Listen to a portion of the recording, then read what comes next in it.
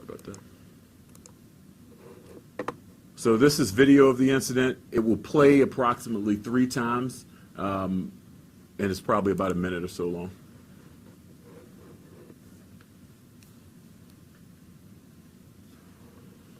I showed you the geography. The white vehicle is the police car, and then you see the suspect running into the street, shooting at the vehicle. Again, we'll get another view of that. We blacked out the portion where the police officer fired shots and the suspect fell to the ground.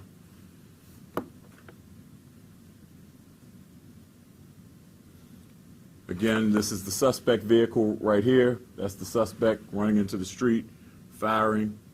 That's the police officer exiting his vehicle, firing shots at the suspect. Police officer's car, the white vehicle, about to turn onto Windsor. Suspect is going to exit right now into the street, and this is a slow motion version, firing numerous rounds into this vehicle that passes by this camera.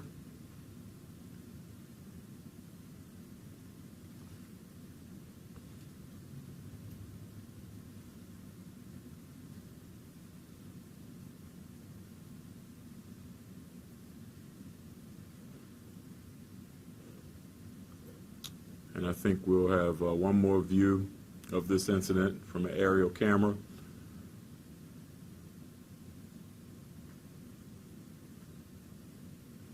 And as I said the other night, the person who was with that individual who was driving the vehicle that the suspect got out of took off. We don't know who that person is at this point in time, and we're still looking for information related to him. So with that being said, the suspect in this has been identified as LeVar Montre Douglas, an 18-year-old from the 2400 block of Druid Hill Avenue. He is the deceased in this incident, and we're still obviously following up on this case because we have a driver who was driving him to this incident and who fled from the incident. So we're still looking for information related to this.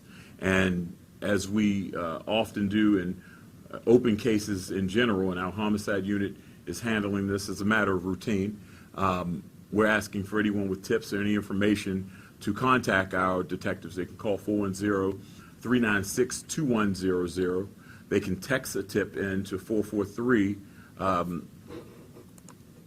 go to the screen here, 443-902-4824.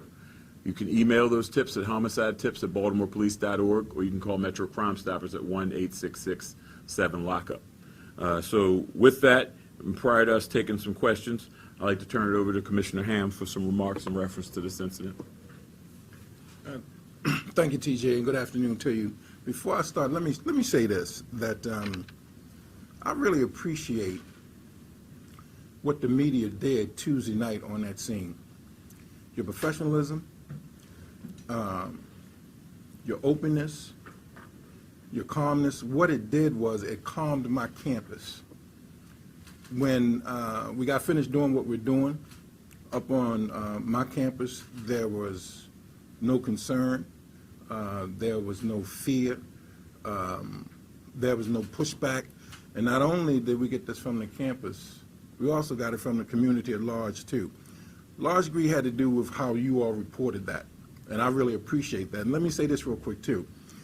At one time I had the job that Commissioner Davis had, and what I see now is a working cooperation between the media and this police department. It seems like now what we're trying to do, everybody's on the same page trying to solve problems, and I really appreciate that.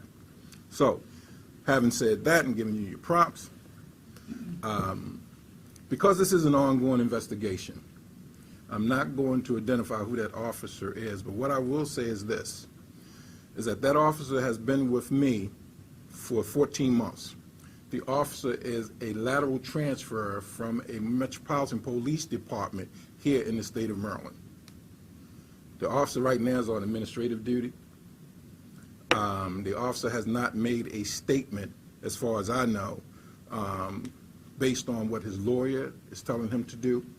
So we are looking at it, and we're doing our piece internally. My internal investigation is doing our piece, so that's where we stand with it right now. As more information becomes clear and as we start clearing up this, then I'll gladly share that information with you.